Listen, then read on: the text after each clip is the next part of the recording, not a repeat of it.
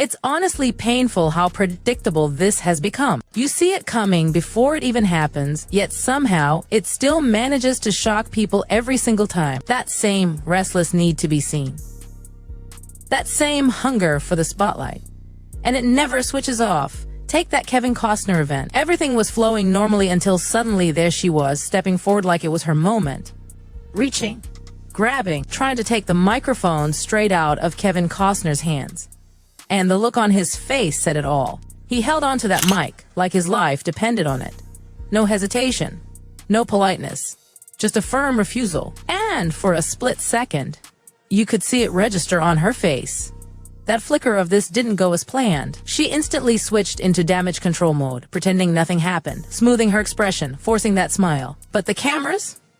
They never miss. They caught everything. And then there was that other appearance. Harry and Meghan being called on stage together. Harry, fully aware of her habits by now, subtly signaled for her to stay back. Just once, he wanted his own moment. A solo appearance. A breath of space. But she ignored him completely, walked right up anyway, smiling awkwardly. Inch by inch sliding herself into the frame like she was afraid the camera might forget her for even a second. When she tapped Harry, he actually jumped. Startled. And all he could mutter out was that nervous, rushed, hi, hi, hi. Chief Mark Howard. Oh, hi. Chief Mark, thank you for giving the full context of his. The microphone stayed with Harry. He didn't pass it to her. And that moment right there, that was the embarrassment. She hesitated, realized she wasn't getting control of the situation, and quietly retreated.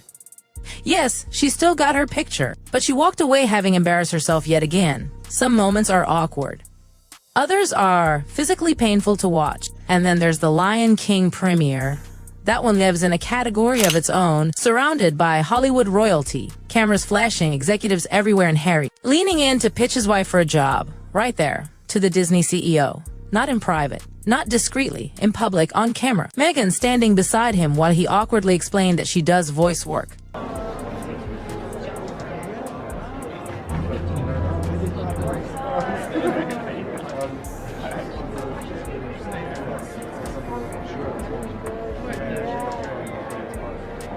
If embarrassment had a physical form, it would look exactly like that moment. The Disney CEO's wife didn't even try to hide her reaction.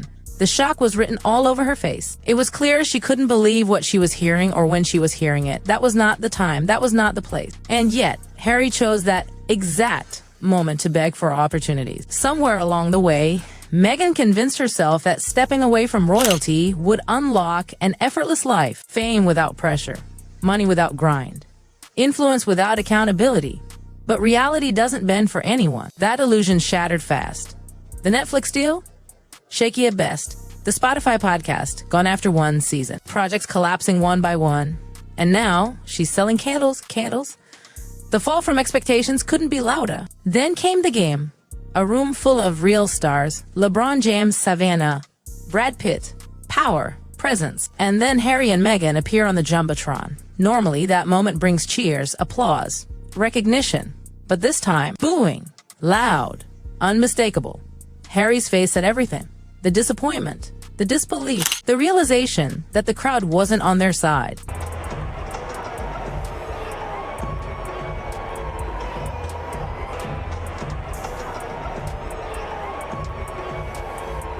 Meghan tried to mask it with that fixed camera smile she's perfected over the years, but once something like that happens, there's no undoing it. The sound had already landed, the message was clear, but the most brutal embarrassment isn't being booed, it's being ignored. And that happened to her too, mid-rant, mid-speech, fully invested in hearing herself talk. Actress Kristen Scott Thomas had reached her limit. She didn't interrupt, she didn't argue. She simply stood up and walked away. No acknowledgement. No courtesy glance. Nothing. Meghan was left talking to empty air, literally. The silence was louder than any reaction could have been. You could feel the humiliation sink into her bones. Then came the attempt to recreate royal grandeur. Only this time, instead of a golden carriage, it was a golf cart. Meghan waving enthusiastically to people who weren't even looking at her. Harry joining in, pretending the crowd was there for them. It would have been so much easier, so much more human, to just walk around and greet people naturally. But everything with them has to be a spectacle, a performance, A look-at-me moment, even when no one is looking. At Disney's anniversary, they appeared in a 2-second cameo. 2 seconds, that's all. And still, Meghan couldn't resist interrupting Harry. Not even for that brief moment could she let him finish a sentence. Place on Earth for no reason. Prepare yourself. We were just so you're about to be blown away. Some people shy away from cameras. Meghan feeds on them. Her energy rises the moment a lens is pointed her way. At the Well Child Awards, everyone else did what they were supposed to do. Spoke. Finished. Left the stage gracefully. Meghan stayed behind, lingering, clapping alone, standing awkwardly, hoping the camera would catch her in isolation, waiting for applause that never came.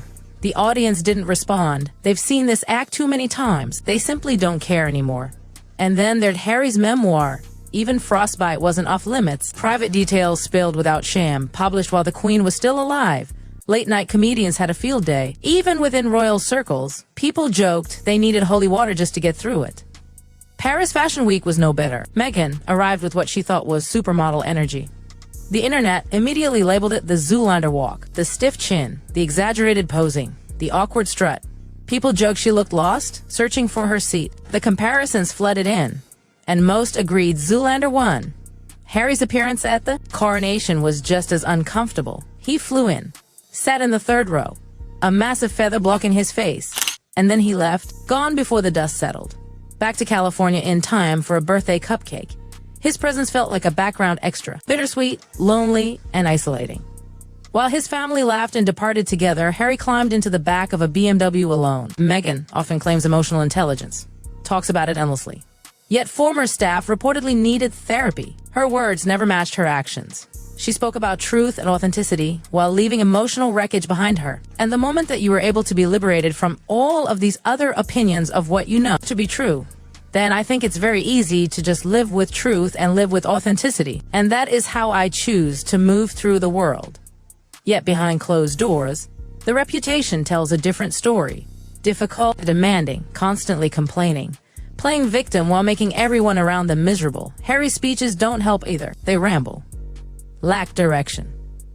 After emotional firefighter testimonies, he followed with bland, generic lines that landed flat. Here, looking like you do, talking about what you're talking about. Are you aware of what a difference that makes to anybody out there who's wearing a uniform? Then it got strange. Comments about appearance, about muscles, about the gym. You being here and you speaking, but you're a good-looking guy, right? Not gonna deny. You're pretty stacked. It looks like you haven't been to the gym for a while. He lost his train of thought repeatedly, turning what should have been a powerful moment into confusion. And at the game, Harry looked utterly miserable, closed off, leaning away, avoiding eye contact. Meghan grabbed his hand, forcing a moment for the cameras. A performance of unity, but his face remained frozen. It didn't feel real. It felt staged, like a failed PR reel playing out in real time. And there it is, 13 moments, 13 reminders, 13 examples of how desperation, ego, and self-obsession can turn even the biggest stages into painfully embarrassing memories.